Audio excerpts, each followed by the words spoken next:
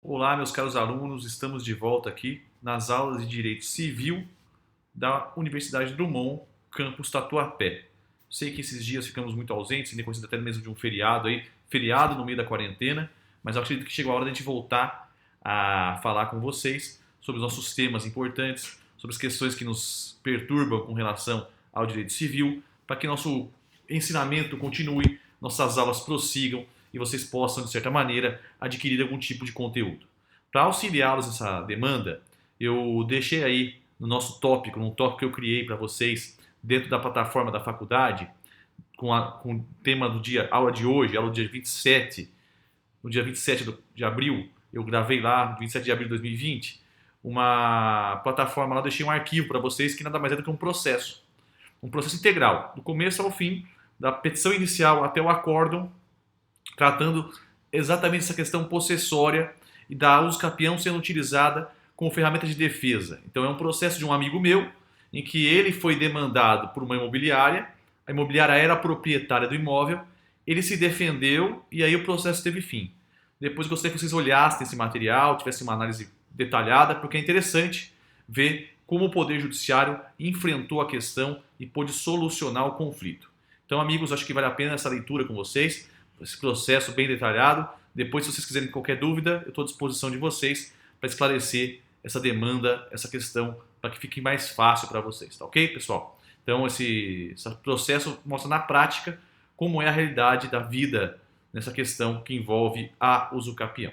Bom, para tentar, assim, esclarecer a vocês alguns temas que eu não mencionei na aula passada, é preciso dizer que existe hoje no Código, na verdade, na Lei de Registros Públicos, que é a Lei 13.465, a possibilidade do que se chamou de uso capião extraordinário. Então, é a busca do uso capião feita fora do foro, fora do processo.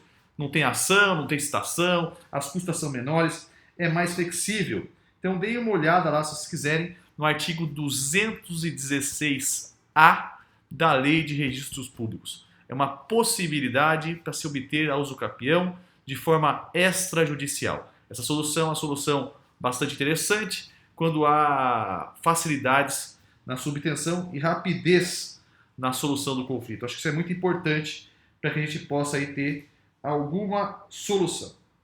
Ainda existe uma outra figura do usucapião, que é a usucapião prevista no ato das disposições constitucionais transitórias, o ADCT.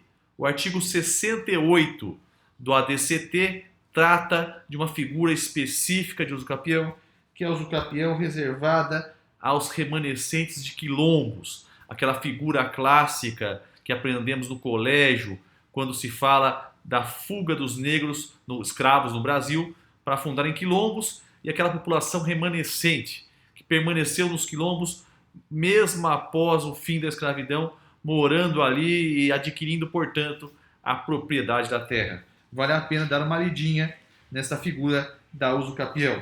Nós temos muitas questões que envolvem o usucapião e essas questões tornam bastante complexo o enfrentamento do problema na exata medida em que são muitos modelos constitucionais legais. Eu recomendo a vocês que façam um quadrinho, eu posso até fazer esse quadro para vocês e depois disponibilizar para que todos possam ter acesso e assim facilitar o estudo de vocês. Todos os hipóteses de usucapião com seus respectivos requisitos.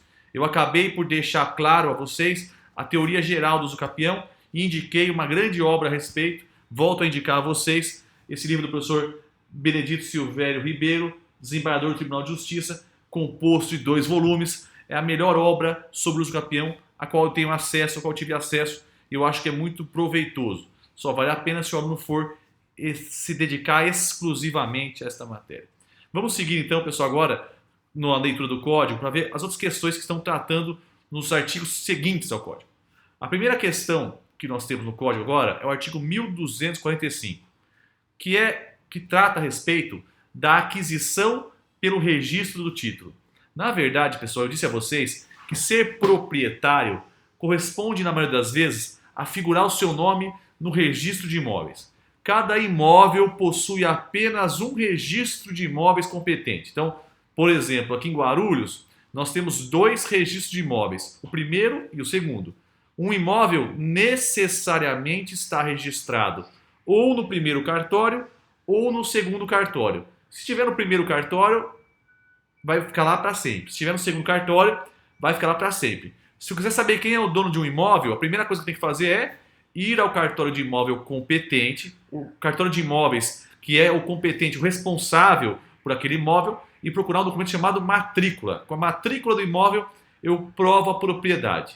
Então, é no registro de imóveis que está a comprovação da propriedade de todos os imóveis. Então, eu pego aquele registro e ali eu mostro quem é o proprietário. E caso aquele imóvel seja vendido, doado, permutado, qualquer alteração na propriedade ou até mesmo nas condições daquele imóvel, devem ser levados a registro.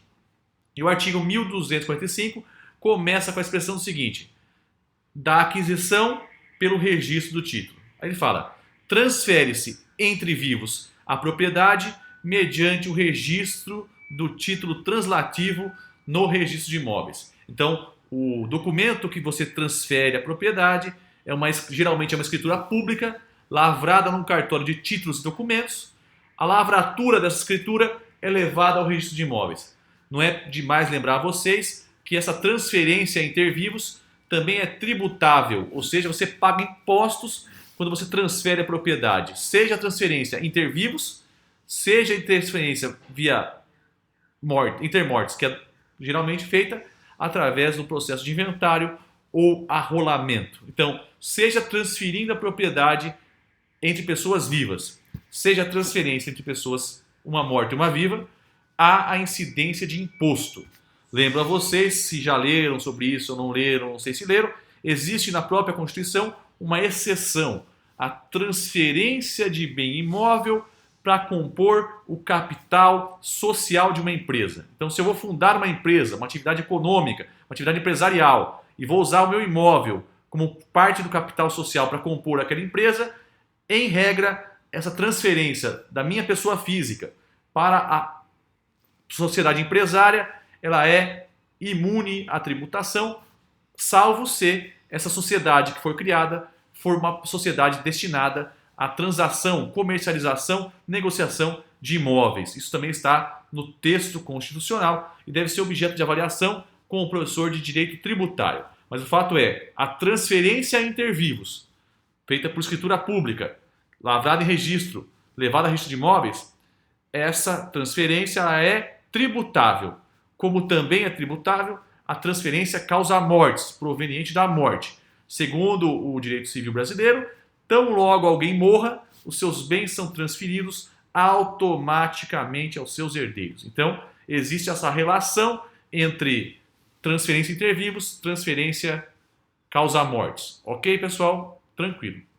Então, é através da transferência da propriedade, se dá através do registro de imóveis. Enquanto não se registrar o título, o alienante continua a ser o dono do imóvel. Então, não importa o momento ou a oportunidade em que houve a transferência, a lavratura da escritura. Então, vamos lá, pessoal. Eu resolvo vender um imóvel. Eu vou vender um imóvel para o Joãozinho. E eu vou lá no cartório de títulos e documentos e lá